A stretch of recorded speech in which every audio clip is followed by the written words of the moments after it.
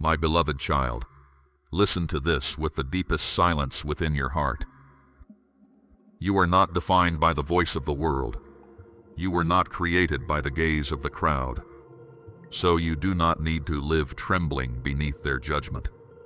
The world may place fleeting labels upon you. It may call you by your success, your mistakes, your appearance, your possessions, your position, your past, or by the seasons when you were once weak. But the world has no authority to give you your true name. What did not create, you cannot determine the value of your life. What did not breathe life into you cannot say how worthy of love you are. What does not know the intentions I planted within you from the beginning cannot declare your ending. You must learn to distinguish between the noise outside and the holy calling that comes from me. Because only when you listen to the right source will you live according to your true identity. There are days when you look at the world and think that you must become something extraordinary in order to have value. You see others being praised, chosen, lifted up, and noticed, and quietly within you arises the question, what about me? You begin to measure yourself by standards that do not come from me. You count the glances, the recognition, the opportunities, the achievements, and the things others have that you do not yet have. Then you grow weary because you keep running after a shadow that always moves farther away before you. But my child, true worth does not increase when many people applaud, nor does it decrease when you are misunderstood. A jewel does not lose its precious nature simply because it falls into the mud. A lamp does not cease to be light simply because it has been lit in a room no one has entered yet. You are still yourself in my hands, whether anyone sees you or not. I knew you before you knew yourself. I saw the depths within you that even you have not yet touched. I placed within you gifts, good inclinations, seeds of compassion, perseverance, wisdom, creativity, and the ability to love in a way that is uniquely yours and cannot be replaced by anyone else. You are not a copy of anyone. I did not create you to live as someone else's shadow, nor did I call you into life so that you would exhaust yourself trying to prove you deserve to exist. Your presence is not a mistake. Your breath is not unnecessary. Your days are not forgotten blank pages. I have written an intention upon your life, and that intention is not erased by those who lack the vision to recognize what I am doing. Remember Gideon, who once saw himself through the mirror of fear and circumstance. He saw himself as small, saw his family as weak, and saw his position as insignificant. In his own eyes, he did not look like someone who could be used for a great work. But when I called him, I did not call him according to his fear. I did not call him by his insecurity. I did not call him according to how people judged his lineage or his strength. I called him according to what I had placed within him, according to the purpose he himself had not yet dared to believe. Do you see? I often call you by your true identity before you feel. You have become like that identity. I do not wait until you are strong before I call you courageous. I call you courageous so that you may step into the strength that comes from me. I do not wait until you see your worth before I love you. I love you first, so that my love may open your eyes to see yourself again through my light. Therefore, do not let the past become the final storyteller of your life. The things you have gone through may explain part of your journey, but they have no right to rule over your identity. The rejection of others is not a sentence over your life. One season of failure is not your eternal name. One broken relationship does not prove that you are unworthy of being loved. One fall does not destroy the word I have placed upon you. You may have passed through days when your heart felt torn apart by human words, by comparison, by the feeling that you had been left behind. But I was still there, unchanged. I still call you my child, still preserve the good things I have planted within you, still lead you back to the truth that no noise can destroy. The world is very skilled at handing you masks and calling them identity. It tells you that you must succeed according to its ways in order to be respected. It tells you that you must be beautiful according to its standards in order to be noticed. It tells you that you must be strong in a way that never hurts, never cries, never needs anyone to support you. It tells you that you must always surpass others, be faster, higher, richer, more widely known. But those words only draw you farther away from peace. I did not create you to live in that exhausting race. I created you to remain in love, to walk in truth, and to carry my light into the places where you are sent. When you know that you belong to me, you no longer need to beg the world for recognition. When you know that I am the source of your value, you are no longer shattered every time people minds. What I want you to release today is the need for everyone to understand you correctly before you can be at peace. There will be people who do not see you with my eyes. There will be people who only met you in an old season and keep you forever in their memory that way. There will be people who do not understand your quiet growth, who do not see the battles you have overcome, who do not know how many times you chose what was right in secret. Do not hand the key to your heart to those who only stand outside the door of your life. They may have opinions, but they have no authority to decide. They may have words, but their words are not your foundation. I am your foundation, and what I build upon that foundation will stand firmer than every passing praise or criticism. Do not confuse humility with denying the value I have placed within you. When you say you are useless while I have called you purposeful, that is not humility. It is not yet fully believing my word. When you lower yourself in order to be accepted, you forget that true love does not require you to disappear. When you deny the light within you because you fear others may be uncomfortable, you are placing temporary false peace above obedience. I do not call you to arrogance, but I do call you to stand upright in truth. You can be gentle and still be firm. You can be humble and still know that you are loved. You can be quiet and still carry the authority of one who belongs to me. Let me wash away from you every false name. Let me remove from your shoulders the garments that people once placed upon you. Not good enough, not memorable, not important, unable to change, without a future. Those garments do not fit you, because they were not woven by my hands. I want to clothe you with peace, purity, courage, freedom, and a deep understanding that you do not need to become someone else in order to be loved by me. You need to grow, to be corrected, to be shaped, but not in order to purchase your worth. You already have worth because you belong to me. Growth does not make you more lovable before me. It only helps you live more fully in the love I have given you from the beginning.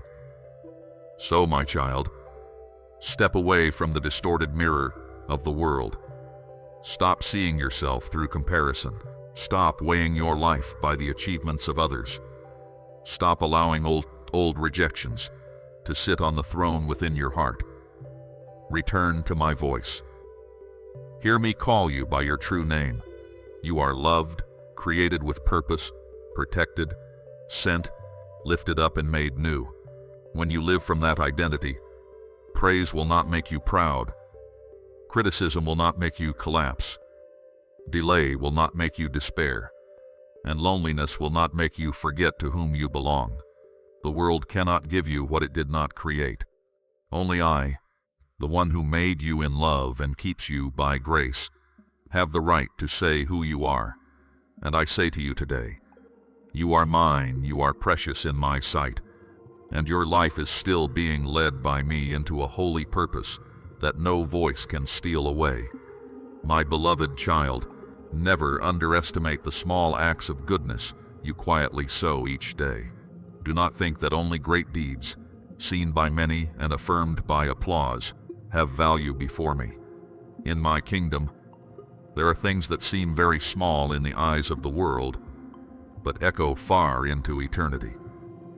A gentle word when you have the right to answer harshly. A moment when you choose forgiveness instead of holding on to pain.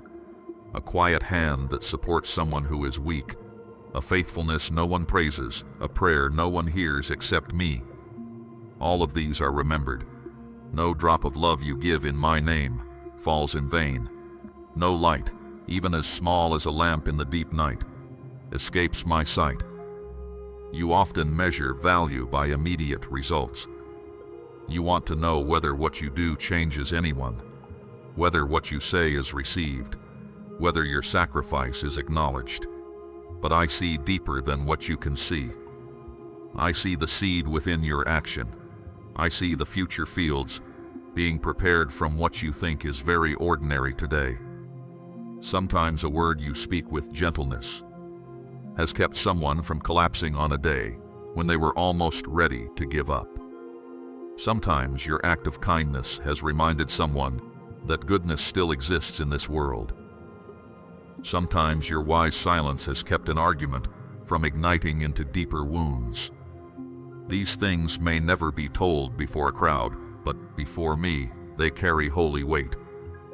Do not wait until you have more before you begin to live in love. Do not wait until you are completely strong before becoming a source of support. Do not wait until you understand all of my plan before being faithful with the small task in your hand. I do not despise what is small when it is given with a pure heart. A cup of cold water offered at the right time can become comfort from heaven. Sincere smile can open a crack of light in a dark day. A gentle answer can soften a heart that has grown used to defending itself. An honest choice, when no one is watching, can become the foundation stone for a life I use in a lasting way. What is small in your hand, when placed under my guidance, is no longer small. Remember the boy on the day the hungry crowd followed my son in the wilderness. In his hands he had only a few loaves and a few small fish. Seen through human eyes, that meal was too little, too simple, too unworthy before the need of thousands. Perhaps even he could not imagine what his offering could become. But when that small thing was placed in holy hands, it was no longer limited by its original size. It was broken, blessed, distributed, and became enough to satisfy many. Do you see? I do not need you to have everything in your hands before I can use you. I only need you to be willing to offer what you have, even if it is small, even if it is hidden, even if you think it is not enough to bring change. In my hands, scarcity can become abundance. In the same way, do not look down on seasons when you can only do very small things. Sometimes you cannot change the entire situation, but you can still keep your heart tender. Sometimes you cannot heal every wound in another person, but you can still be present with patience. Sometimes you cannot speak great words, but you can still speak one sentence filled with peace.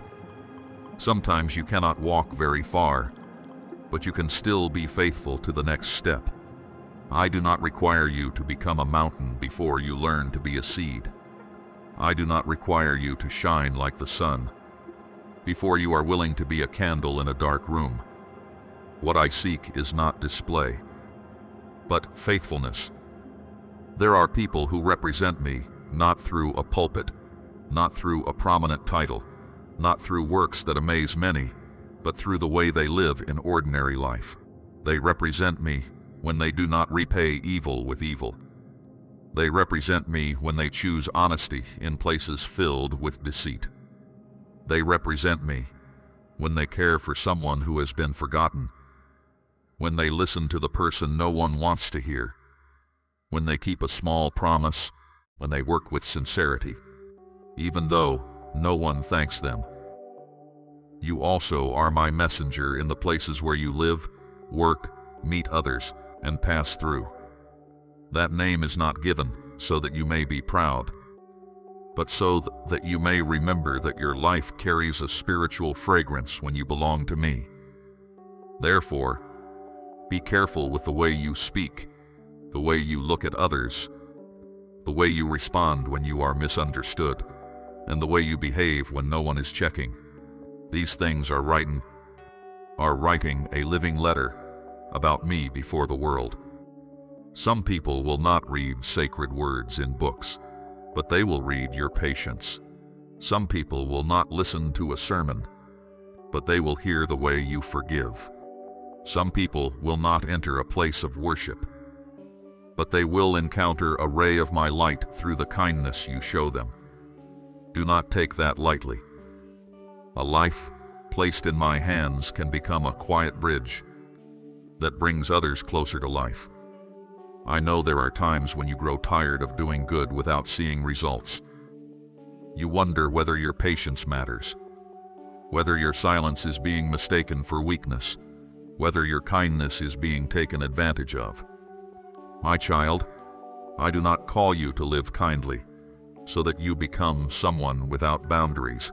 I teach you to love with wisdom, to be gentle but not blind, merciful but not separated from truth, generous but not ruled by evil. The goodness that comes from me is not weakness, it is strength covered in gentleness. A soft answer is not defeat before anger, but victory over the darkness that wants to use your mouth to create more wounds. Continue to sow, even on days when you do not yet see the harvest. Continue to shine, even though the room still holds much darkness. Continue to choose what is right, even when the world sometimes honors noise more than faithfulness. I see you. I see every time you restrain yourself so you do not hurt someone else. I see every time you quietly help without taking credit. I see every time you choose to live beautifully when no one requires it. And I say to you, these things are not small before me. They are jewels being woven into the story I am writing in the midst of the earth. So, my child, walk today with reverence for the small things entrusted to you. Love in ordinary moments. Be faithful in hidden tasks. Speak words that bring life. Do good when there is no applause. Remember that you are not merely living through another passing day. You are participating in my holy work in the world. Through you, someone may be comforted. Through you, a place may become a little less dark. Through you, a heart may remember that I am still kind. Do not underestimate the name you carry. You are one sent by love, sustained by grace, and invited to bear witness to lights through the small acts of goodness that the world often overlooks. My beloved child, when someone you once trusted turns away, when a hand you once held becomes unfamiliar, when a promise that once warmed your heart suddenly falls like a dry leaf, I know that pain does not only touch your memories, it also makes you question your ability to love, to trust, and to open your heart again. Betrayal does not always arrive like a clear thunderclap. From the beginning, it may begin with small signs you overlook because of love, with silences you try to explain on their behalf, with actions that wound you while you still tell yourself they probably did not mean it. Then one day, the curtain is pulled down, and what was once covered with beautiful words appears in its true form. You find yourself standing among the broken pieces, hurting not only because you lost someone, but because you realize you trusted something that was not firm. But my child, listen to me with the deepest part of you. Not every exposure is punishment. There are things brought into the light not to shame you, but to free you from a cage you did not know you were in. There are relationships that are beautiful only from a distance, sweet only in words, kind only when everything is convenient. But inside they have no foundation of truth. When I allow that outer shell to crack, it is not because I want to wound you further, but because I do not want you to keep building your future on something that cannot bear the weight of truth. A house may be beautifully painted, but if its foundation is rotten, it cannot become a lasting shelter. I would rather let you see the crack today than let you remain until the whole wall collapses over your life. You once asked why I did not stop them before they hurt you. You wondered why I allowed you to love, to trust, to open your heart, only to finally witness the changeability of people. I do not take those questions lightly. I do not stand far from your pain. But there are times when what I prevent is not the event itself, but that event having the power to destroy you. I can use the very place where you were wounded to separate you from hidden dependencies. I can use an abandonment to help you realize that you had placed too much of your identity, hope, and peace into a hand that was not strong enough to keep you. Not because you were foolish, but because you were deeply longing to be loved, chosen, and held in someone's heart. I do not blame you for that.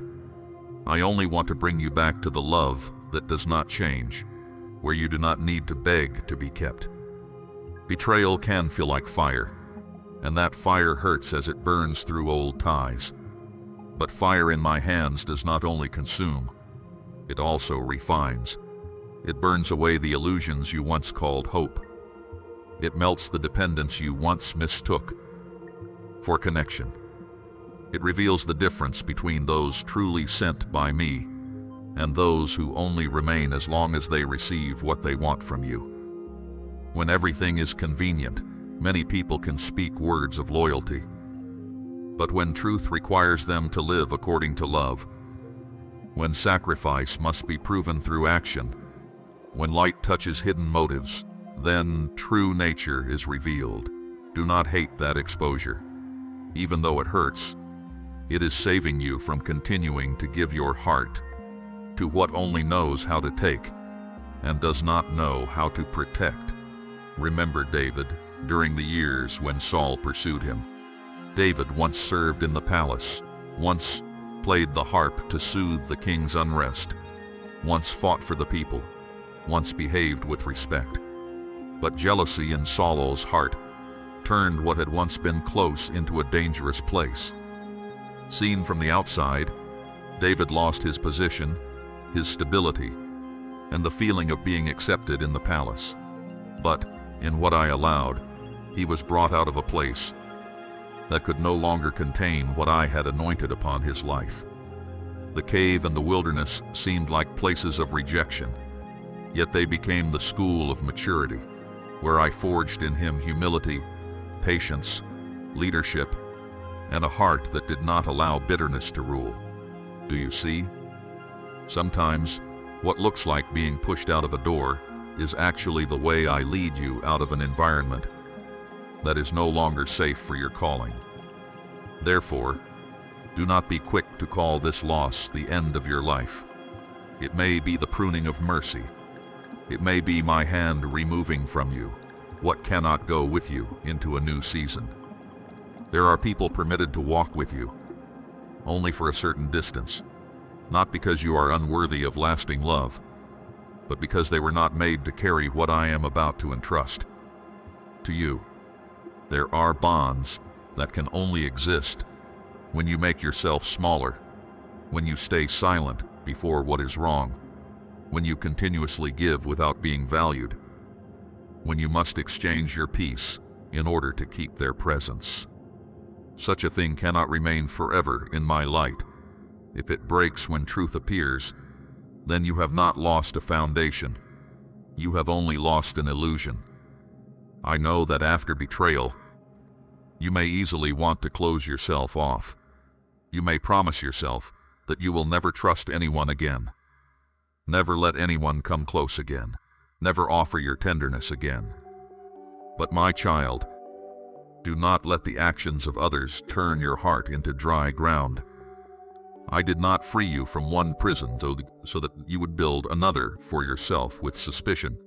I will teach you wisdom without bitterness, alertness without coldness, love without losing boundaries, forgiveness without returning to places that repeatedly wound you.